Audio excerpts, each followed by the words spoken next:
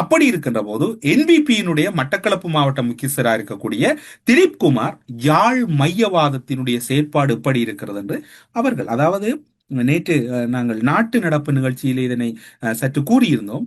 பிள்ளையும் கிள்ளி தொட்டிலை மாட்டுவது போன்று அவர்கள் அழைப்பார்களாம், இவருடைய அடிமட்ட தொண்டர்கள் விமர்சிப்பார்களாம் என்றால் அந்த ஏதோ மறைக்கப்பட்டு அல்லது மறந்து போன பிரதேசவாதம் மீண்டும் துளிர் விடுவதற்கு ஒரு ஆயத்த வேலையை அனுரகுமார் நேற்று செய்தாரா என்பதுதான் இங்க இருக்கக்கூடிய மிக பிரதானமான கேள்வியாக இருக்கின்றது.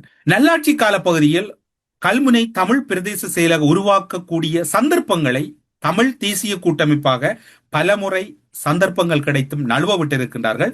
2015 தொடக்கம் 19 வரையான காலப்பகுதியில் அவர் தவறவிடப்பட்டது.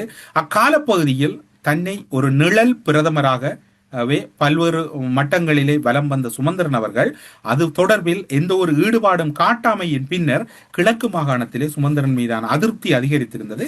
கடந்த நாடாளுமன்ற தேர்தலிலும் சுமந்திரன் அவர்கள் கலந்து கொள்ளவில்லை என்பதை மட்டுமல்ல, எந்த ஒரு பிரச்சாரத்துக்கும் அல்லது எந்த ஒரு நிகழ்வுக்கும் சுமந்திரன் அழைக்கப்படவில்லை. மட்டக்களப்பு மாவட்டத்தை பொறுத்தவரையில் அதில் அந்த கட்சியிலே நாடாளுமன்ற உறுப்பினர் ஒருவர் மிக அவதானமாக இருந்தால் சுமந்திரன் அழைத்து வரப்படக்கூடாது என்பதில் அவர்தான் அவருக்குரிய நெருக்கத்துக்குரியவராகவும் இருக்கக்கூடியவர். சில வேளை அது தேர்தலில் பின்னடைவை சந்தித்து விடும் என்பதனால் இப்போது அந்த நிழல் பிரதமர் ஒரு அதிகாரம் மையம் என்றெல்லாம் கூறியதெல்லாம் நாம் கூறவில்லை.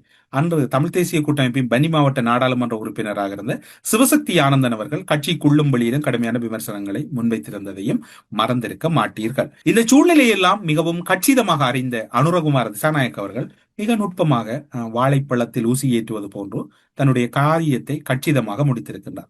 மட்டக்களப்பு மாநகர சபை அழைக்கவில்லை. இதற்கு சாட்சியாக நிகழ்ச்சி நிரல் உள்ளது, நீங்கள் இப்போது பார்க்கலாம். அது மட்டுமல்லாது மாநகர முதல்வர் சிவம் பாக்கியநாதன் அவர்கள் வரவேற்கின்ற போது இவருடைய பெயரை எங்கும் உச்சரிக்கவில்லை.